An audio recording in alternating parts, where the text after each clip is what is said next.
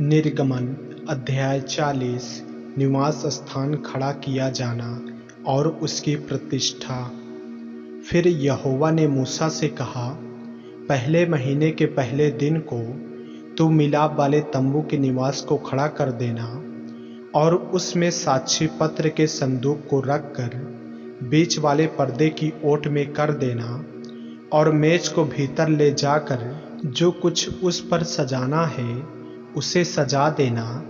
तब दीवट को भीतर ले जाकर उसके दीपकों को जला देना और साक्षी पत्र के संदूक के सामने सोने की वेदी को जो धूप के लिए है उसे रखना और निवास के द्वार के पर्दे को लगा देना और मिलाप वाले तंबू के निवास के द्वार के सामने होम वेदी को रखना और मिलाप वाले तंबू और वेदी के बीच हौदी को रख के उसमें जल भरना और चारों ओर के आंगन की कनात को खड़ा करना और उस आंगन के द्वार पर पर्दे को लटका देना और अभिषेक का तेल लेकर निवास का और जो कुछ उसमें होगा सब कुछ का अभिषेक करना और सारे सामान समेत उसको पवित्र करना, तब वह पवित्र ठहरेगा।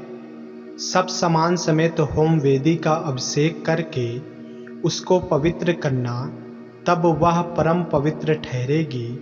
पाए समेत हौदी का भी अभिषेक करके उसे पवित्र करना, तब हारून और उसके पुत्रों को मिलाप वाले तंबू के द्वार पर ले जाकर जल से नहलाना और हारून को पवित्र वस्त्र पहनाना और उसका अभिषेक करके उसको पवित्र करना कि वह मेरे लिए याजक का काम करे, और उसके पुत्रों को ले जाकर अंगरखे पहनाना और जैसे उनके पिता का अभिषेक करे वैसे ही उनका भी अभिषेक करना कि वे मेरे लिए याजक का काम करें, और उनका अभिषेक उनकी पीढ़ी पीढ़ी के लिए उनके सदा के याजक पद का चिन्ह ठहरेगा। इस प्रकार मूसा ने जो जो आज्ञा यहोवा ने उसको दी थी उसी के अनुसार किया, और दूसरे वर्ष के पहले महीने के पहले दिन को निवास खड़ा किया गया।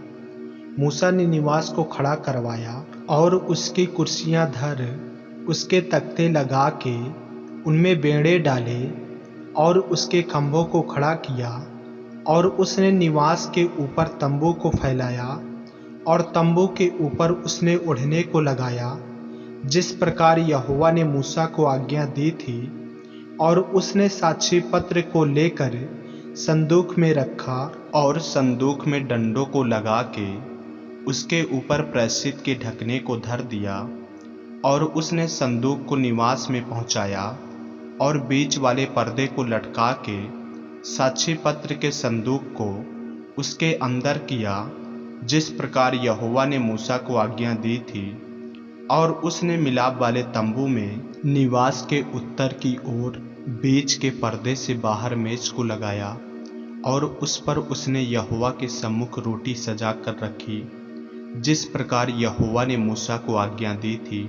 और उसने मिलाप वाले तंबू में मेज के सामने निवास के दक्षिण की ओर दीवट को रखा, और उसने दीपकों को यहोवा के सम्मुख जला दिया जिस प्रकार यहोवा ने मूसा को आज्ञा दी थी।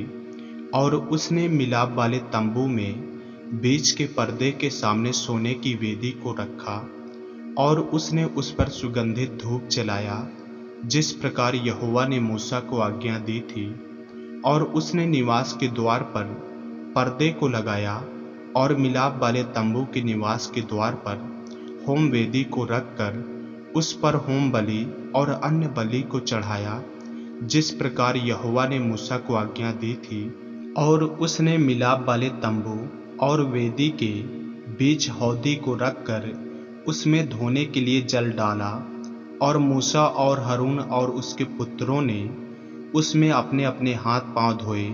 और जब जब वे मिलाप वाले तंबू में या वेदी के पास जाते थे तब तब वे हाथ पांव धोते थे जिस प्रकार यहोवा ने मूसा को आज्ञा दी थी।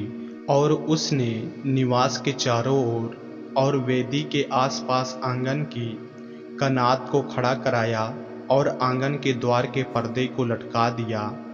इस प्रकार मूसा ने सब काम को पूरा किया। मिलाप वाले तंबू पर बादल। तब बादल मिलाप वाले तंबू पर छा गया और यहोवा का तेज निवास स्थान में भर गया, और बादल मिलाप वाले तंबू पर ठहर गया और यहोवा का तेज निवास स्थान में भर गया। इस कारण मूसा उसमें प्रवेश न कर सका। इस्राएलियों की सारी यात्रा में ऐसा ही होता था कि जब जब वह बादल निवास के ऊपर से उठ जाता तब तब वे कूच करते थे, और यदि वह न उठता तो जिस दिन तक वह न उठता था उस दिन तक वे कूच नहीं करते थे। इस्राएलियों के घराने की सारी यात्रा में दिन को तो यहोवा का बादल निवास पर और रात को उसी बादल में आग उन सबों को दिखाई दिया करती थी। आमीन। ऐसे ही वचनों को सुनने के लिए हमारे चैनल को सब्सक्राइब करें और बेल आइकन के बटन को दबाएं। और यदि आप हमारे फेसबुक पेज पर, इंस्टाग्राम पे नए हैं तो हमारे पवित्र बाइबल को फॉलो करें, लाइक करें, ताकि परमेश्वर का वचन रोजाना आप तक पहुंच सके। और आप हमें अपनी प्रार्थना रिक्वेस्ट को कमेंट के द्वारा भेज सकते हैं। जय मसीह की। प्रभु आपको आशीष दें।